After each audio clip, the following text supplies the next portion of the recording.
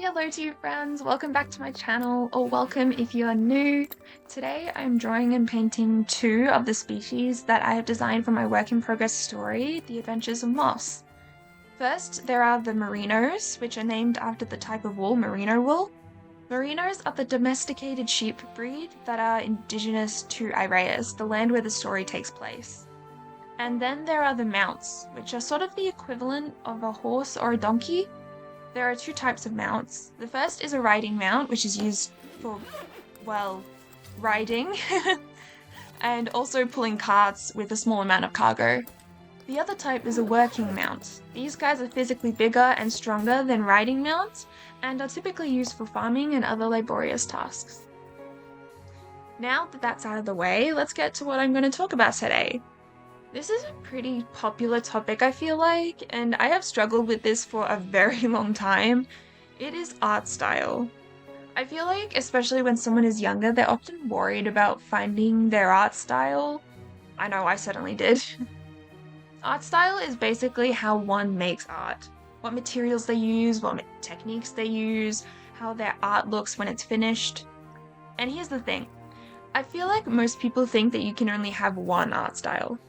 But that's just not true. I mean, I have three. I can't just pick one. I like how all of them look for different reasons. You can have as many as you want, it doesn't matter. It's not like there's an artist rule book saying you can only have one way to draw. Don't get me wrong though, I have been through many art styles, and because I believed that I could only have one, I gave myself a lot of trouble finding the one, you know? The art style that you see me draw moss in is one of the three art styles I used. Big head, big bug eyes, round ears with a little cross to show the ear parts, and small hands. I started using this art style back in high school, and I used it for an old work in progress of mine that I didn't really do anything with. But to be honest, I really liked that story and the characters that I started off with, so maybe after I get this whole moss thing turned into a thing, it might be my next project. I don't know. But I ditched that art style for years, thinking it was too cutesy or not realistic enough. But I love that art style. I love how it is cute and cartoony. So a few months ago, I went back to it, and I still love it. And I'm not gonna let that little anxiety goblin in my brain tell me that it's not allowed, because it is! Art is all about expression and having fun, so if you got a cutesy, adorable art style that you like, friggin' go for it. Use it, friend. And if you have a really realistic art style, that's fine too. Go do what makes you happy. Now, for all of the people who are looking to find an art style, those people out there who don't exactly have one yet. Well, technically if you draw, you already have one. The way you draw is your current art style. But let's just say you don't like that one, and you want one that you do like. Basically, steal. Now, I don't mean plagiarize. Do not copy and paste what other artists are doing and call it your own. I mean it, that is not what I'm talking about. What I mean is, look at some of your favorite artists on Instagram, YouTube, TikTok, whatever. Look how they draw. What do you like about their art style? Now, I can't remember how I built my art style, but I remember seeing how someone on the interwebs drew their ears, big and round. So I took that look and put it on my own. Then I saw how someone else was drawing eyes, so I took that and put it on my own. You see where I'm going with this? You can take inspiration from other artists that you admire or like to help build an art style that is made up of bits and pieces that you like. There's this book called Steal Like an Artist by Austin Kleon. It's a short graphic novel, very easy read, that gives you a selection of tips on how to, well, steal like an artist. How to take inspiration from others around you to create your own thing without plagiarizing. Because the matter of the fact is that originality doesn't exist. Well, at least not anymore.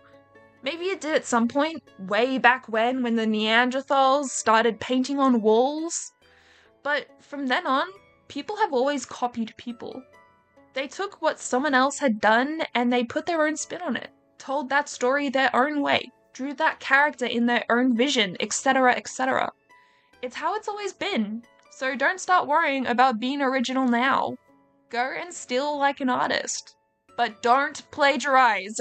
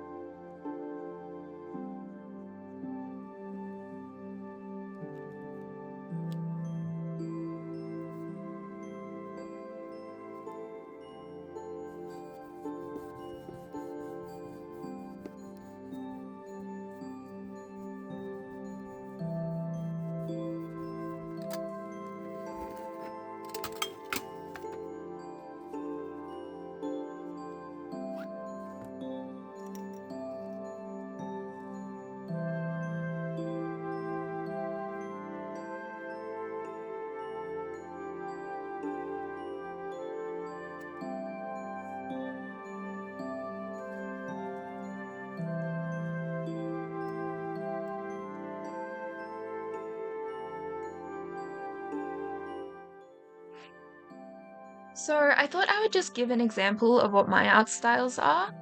Like I said, I have three. First is the one I usually draw moss and the other humans in, but then I have a slightly more realistic looking style that looks like this. The eyes are more eye-shaped instead of just being a circle, and the ears are normal looking, and all of the body parts are in proportion with one another. Mostly. I'm still practicing using this art style. And then I have a sort of tiny guy art style when I'm drawing someone far away or particularly small. That looks like this. I love all of these art styles for different reasons. Like the go-to style and the little guy art style are what I like for my comic work. They're cute, fun, and easy for me to draw a million times. And then the more realistic style I like for studies, like when I'm practicing anatomy, and any art that I want to be, well, more realistic. I don't think I would ever draw Moss and the other humans in his story this way, unless it was for an example like I just did. In my brain, the style that I first drew Moss in is what helps identify him as him, if that makes sense. Along with all the other humans that I will start introducing soon, that art style shows that they're part of Moss's story and that they are in the land of Ireus.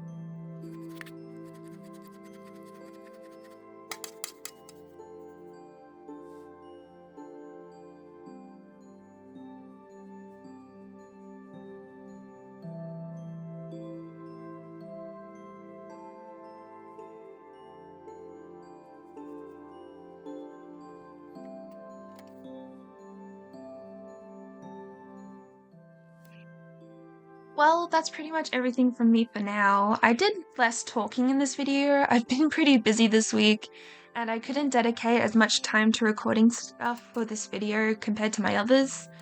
I think in the future there will be sort of a mix between very talky videos and less talky videos like this one. So I hope you enjoyed this chill video, something to play in the background while you do chores or draw alongside me. If you actually were doing something else while playing this in the background, let me know in the comments. I would love to hear about what you guys are up to. Also, let me know if you like the merino and mount designs. I'm quite happy with them. I think they're really cute. Moss's adoptive dad Acorn is actually a shepherd and he runs a wool farm with something like 19 merinos, I think it was. And they have a working mount called Blossom, who has a very strong bond with Moss. Leave a like if you enjoyed this video and click that subscribe button for me if you want to support the channel. I would really appreciate it. And that's all from me for now. I hope you guys have a wonderful day or night wherever you are, and I'll see you guys next time. Bye!